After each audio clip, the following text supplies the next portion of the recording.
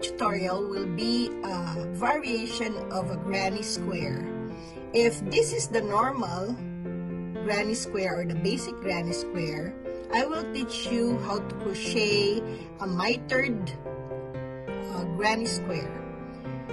The difference is, if this is the start or the square of the granny square, in here you start 2 rounds doing the regular granny square, and then you add up 2 rows after each color. In here I used quite very close color that you cannot see clearly the difference between the rows. So in our tutorial, I will use a distinct or at least different colors so that you will see the variation on how to do this mitered granny square. Okay, so to start, our materials will be the usual threads, appropriate hook for them, and a pair of scissors. And don't forget to have a tapestry needle to clean the tails of the granny square later on. Okay, so let's begin. Some people would start a granny square by doing chain 4 or chain 5, but I feel comfortable using a magic ring to make the hole in here very small. So I will do that in this tutorial. Okay, and to do the magic ring, you turn, or you use this, turn a loop in your 2 fingers, producing an X. Put your hook at. So now we will be starting the mitered granny square, and we will be working only on these 2 sides of the granny square that we did. So we change color, and if you will notice, this is the wrong side, because this is the right side. We flip, and then this became the right side. So what we will do is to turn it again like this, and we will start in one of the corners. Okay,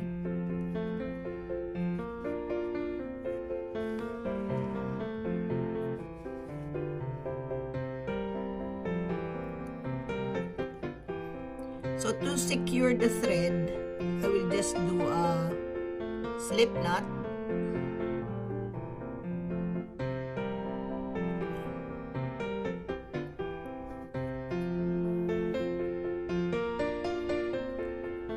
So in one of the corners,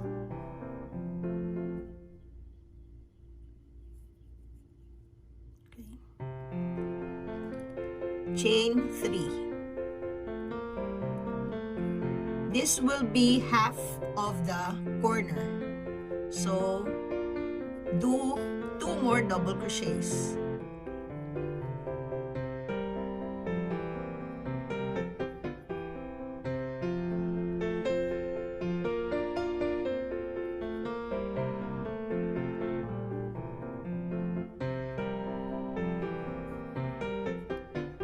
Chain 1.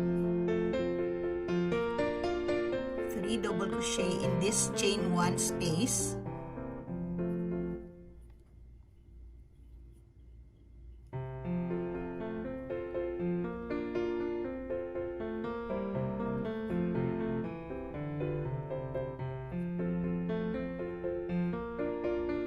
Chain 1. And because this is a corner, we do 2 sets of shells separated by chain 2.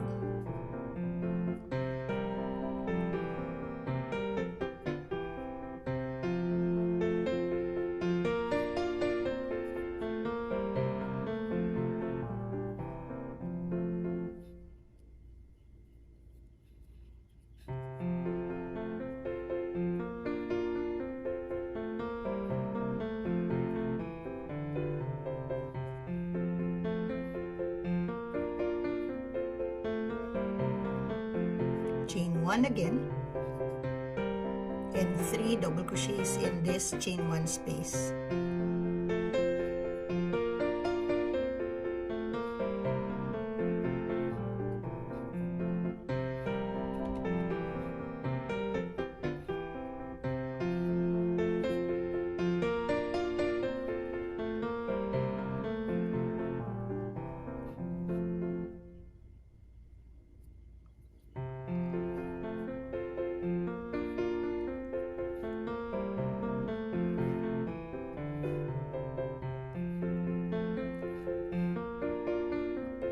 So one tip I could give you is when you start with a group of 3 double crochets, you also end with a group of 3 double crochets.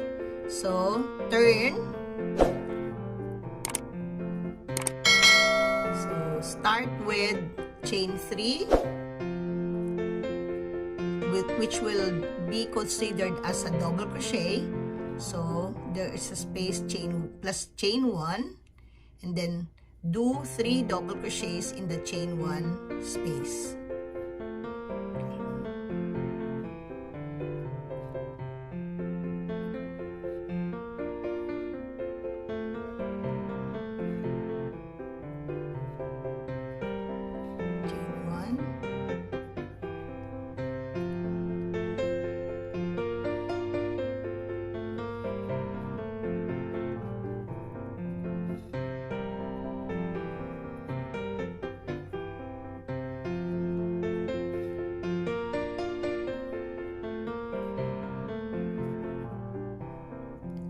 A corner.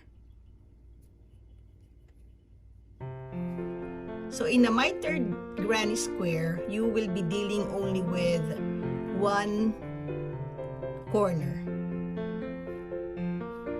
in building up the square.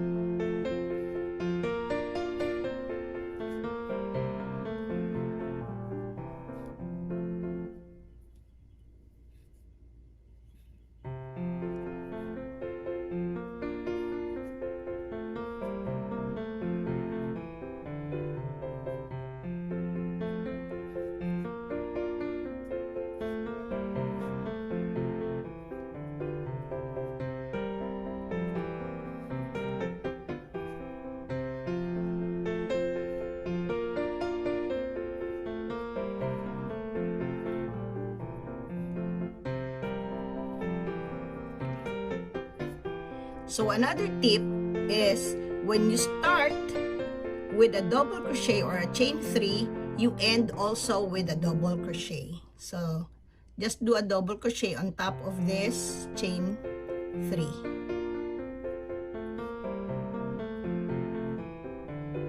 Okay, so we are ready to change color. So just do a chain 1 just to secure and cut your thread. Okay. So as I was telling you, the building up of this is actually every 2 rows. We call it rows because it's not a complete round anymore, and we're dealing with only 1 complete corner. So the tip is every even row would start and end with a chain or a double crochet, and all odd rounds will start with a group of 3 double crochets. Okay, so you could add, and the pattern will be the same. So next I will add this, the pink, the light pink, so that you will see the separation of the colors. So I will do this, and then let's meet up after doing the light pink, and then I will teach you how to do the border to produce a complete square. Okay. So another tip, where start your new color, where you stop or where you cut your thread. That will be the tip, so that the combination of back and front will be smooth and will have a good texture. So do a slip knot or slip stitch, chain 3, 2 double crochets. Okay. Try to hide this thread within the 2 double crochets.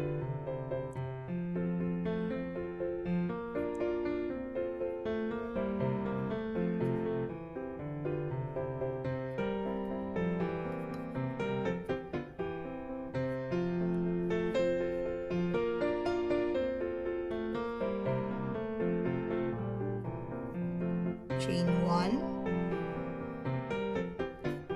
So we just continue the pattern for this 2 rounds of light pink. Then we meet up after the second round of the light pink before we do the white border.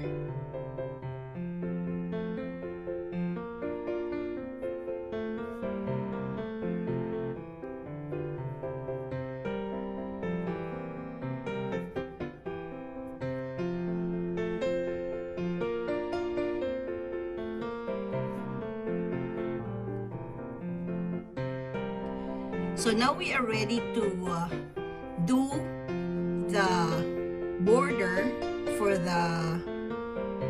this mitered granny square, and that the color would be the most common or the common color for all the squares. It's either you can join the squares as you go, or maybe do another style of joining. You just have to remember and decide how the design of your mitered granny square will be. So you just make many of this, and it's either you do the border as you go later on. That will be joining already as you go. But for this particular tutorial, I will teach you how to do the white border. So I told you before, where you end, that's where you start your next color, or when you start a different color. So I already have a slip knot in my hook, so I start here and do half of the corner by doing a chain 3.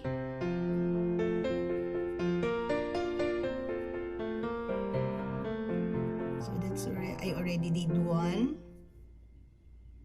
2,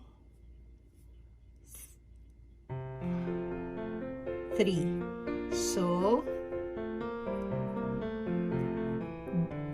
do 2 more double crochets in this space.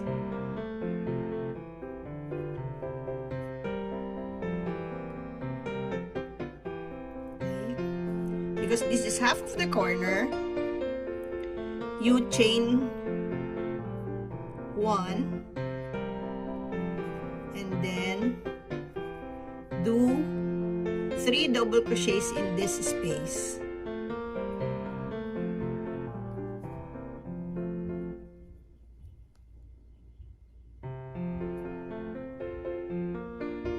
So this is just doing a regular granny square. So for the sides, just use chain 1, and for the corners, use chain 2.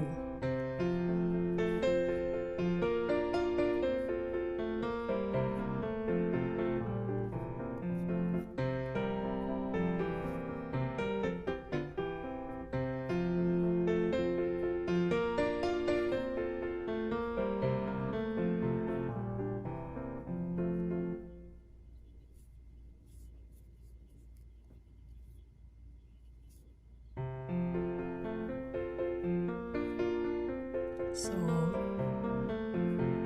this will just go on until you complete until you complete the round. Okay, we'll meet up when you are on your last set or last half of your corner. I will teach you now how to end or the border that you did. So what I did a while ago was to make several designs, because this will be the arrangement of my motifs. The mitered square will be in the middle, so I have to make 4 of each color combination to make one square. And to end the border, which I used white for all the borders, after you chain 1, actually the 2 corners or the 2 sides are regular granny square. This side, which was not used in doing or enlarging the mitered square, is slightly different. So what you do, you just consider this as a regular side. So all the spaces would be, you will have to put 3 double crochets. So after your chain 1, do 3 double crochets in this space.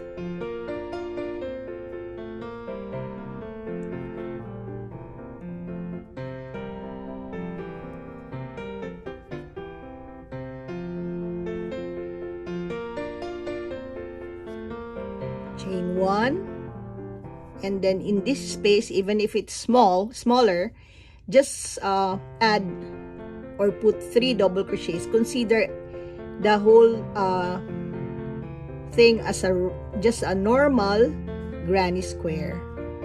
So treat it as a normal granny square.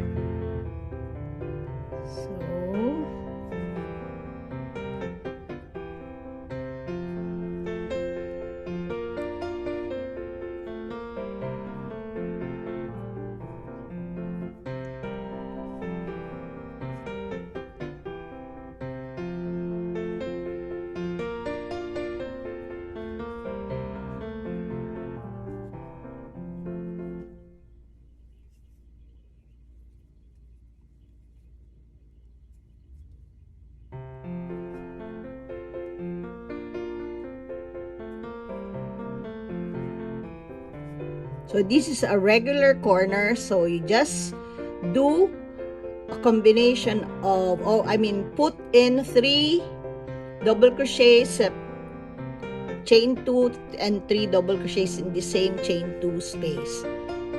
Same pattern will happen here in the last side before you join your mitered granny square.